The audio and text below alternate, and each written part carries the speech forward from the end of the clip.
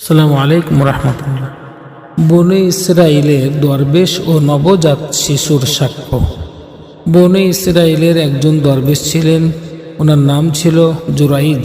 তিনি জঙ্গলের মধ্যে মাটি ও খড় দিয়ে একটা ঘর তৈরি করেছিলেন। সেখানে তিনি দিন রাত 24 ঘন্টা ইবাদত বন্দেগি, জিকির ফিকির, রিয়াজত, মাশাক্কাতে মশগুল থাকতেন। সেই জঙ্গলে গিয়ে একদিন জুরাইজ দরবেশের মা দূর থেকে 3 বার ডাকলেন, জুরাইজ, জুরাইজ, জুরাইজ। জুরাইজ তখন নামাজ পড়ছিলেন। তিনি মনে মনে চিন্তা করলেন, আমি কি নামাজ পড়ব নাকি নামাজ ছেড়ে দিয়ে মায়ের ডাকে সাড়া দিব। চিন্তা ফিকির করতে করতে তিনি নামাজই পড়তে থাকলেন। এদিকে ওনার মা কয়েকবার ডেকে চলে গেলেন। এভাবে 1 দিন, 2 দিন, 3 দিন হলো। প্রত্যেক দিনেই ওনার মা এসে 3 বার করে ডাকেন, কিন্তু প্রতিদিন প্রতি ডাকের সময় তিনি নফল নামাজে মশগুল থাকেন। জুরাইজ দরবেশ দ্বিধাগ্রস্ত ছিলেন যে তিনি কি নামাজ ছেড়ে দিবেন নাকি মায়ের ডাকে সাড়া দিবেন।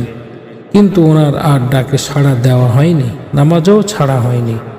জুরাইজ দরবেশের মা যখন চলে যাচ্ছিলেন তখন মনের দুঃখে অনিচ্ছায় সন্তানের প্রতি বদদুয়া করে চলে গেলেন।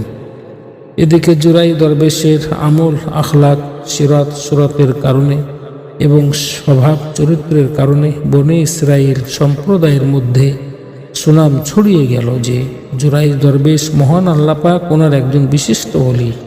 তখন ওনার কাছে মানুষ আসতো নানা ফায়দার জন্য। মানুষ খুব বড় বুজুর্গ আল্লাহ পাক ওনার ওলি মনে করে আসতো, তাতে তারা ফায়দাও লাভ করত। সে এলাকায় একটা খারাপ মহিলা ছিল। সে মহিলা যেহেতু মানুষের স্বভাব চরিত্র নষ্ট করত, সে কিছু লোককে বলল যে জুরাইজ দরবেশের খুব নাম ধাম হয়েছে, যেভাবে হোক তার সুনাম নষ্ট করতে হবে। মূলত তার ওনার শয়তান সওয়ার হয়েছিল। সে কোশিশ করল সেই জুরাইজ দরবেশকে ওয়াসওয়াসা দেওয়ার জন্য, কিন্তু আল্লাহ পাক জুরাইজ দরবেশকে হেফাজত করলেন।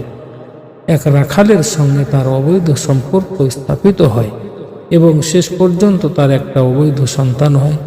যখন সেই খারাপ মহিলার সন্তান হলো তখন মানুষ তাকে জিজ্ঞাসা করলো, তোমার সন্তান কোথা থেকে এলো?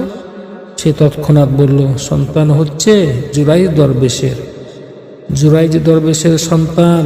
মানুষ খুব ক্ষিপ্ত হয়ে উঠল এবং তারা শেষ পর্যন্ত এই কথাটা তাদের যে বাদশাহ ছিল তার কানে পৌঁছল।